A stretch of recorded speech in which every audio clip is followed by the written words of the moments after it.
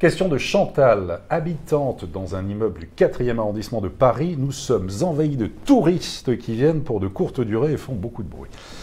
Légalement, est-ce qu'il est possible d'interdire la location meublée saisonnière, même si notre copropriété ne le prévoit pas dans ses statuts ?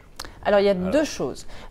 Premièrement, la location meublée saisonnière dans certaines communes, et je pense notamment à Paris, n'est pas du tout favorisée, voire même quasiment interdite, on va dire ça comme ça. En tout cas, elle est pénalisée d'un point de vue civil, enfin administratif, urbanistique, et d'un point de vue fiscal. D'un point de vue fiscal, c'est assimilé, pour faire court, à une activité hôtelière. Donc vous allez avoir des taxes supplémentaires à acquitter qui augmentent les taxes régulières relatives aux revenus fonciers dégagés. Mais d'un point de vue et de la copropriété et de l'urbanisme, il y a deux choses qu'il va falloir obtenir pour faire de la location meublée saisonnière. Il faut l'autorisation de la copropriété, parce que comme le signale l'auditrice, il y a des allers et retours qui font que ça peut abîmer les parties communes, et la copropriété a le droit de s'y opposer.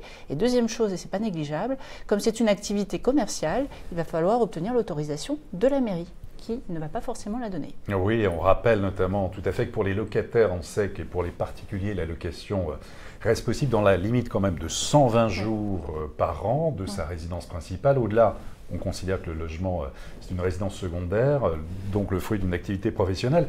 Et puis la loi Elan a durci vraiment les règles. On peut justement là en profiter pour le rappeler, puisque maintenant, le propriétaire loueur de son logement doit transmettre à la commune le décompte du nombre de nuitées qui font l'objet d'une location durant l'année en cours.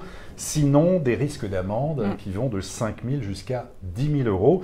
Et les obligations pour les plateformes type Airbnb, qu'on connaît bien, les plateformes doivent vérifier le numéro d'enregistrement afin de bloquer automatiquement les annonces de ceux qui sont au-delà de ces fameux 120 jours autorisés par la loi. Sinon, eh bien, ce sont là des amendes qui vont de 12 500 jusqu'à 50 000 euros par logement. Voilà, je vous le précise parce que c'est quand même relativement nouveau. C'est la loi Elan là, qui est effective depuis le début de l'année 2019. Et voilà, on ne peut plus faire tout et n'importe quoi. Ça a été le cas, mais vous le disiez, dégrader aussi les parties communes. Mais là elle évoquait le bruit. Oui. Tout ce qui est bruit, là, ça rentre en ligne de compte.